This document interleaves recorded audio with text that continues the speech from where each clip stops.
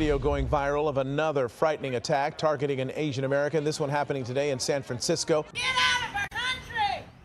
Get out! We are clearly seeing, a result of the hatred that was spread over the last 8 years has disseminated down to the street level, and we're seeing it now. We are in pain. We are frustrated. We're scared.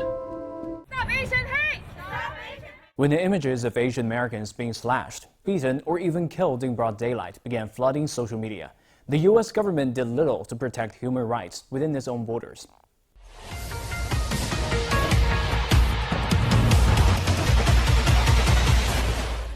A look back at the early years of U.S. history is being notoriously known for the exclusion and discrimination against laborers from Asia. The whole history of immigration policy towards Asians has its origins in the Chinese Exclusion Act, which said Chinese could not enter this country. Sadly, white supremacy has never gone away since then.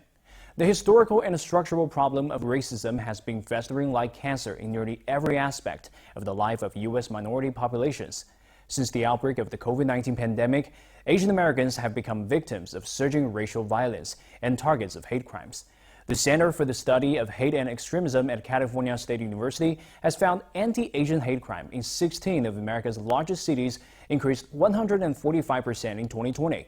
Nonprofit group Stop AAPI Hate has documented nearly 3,800 reports of attack or abuse against people of Asian descent between March 2020 and February 2021. We've had enough of this racism from Black Lives Matter to now. I think that everybody has to stop this hate crime against the Asian. And I think the Asian has been experiencing this discrimination for a long time.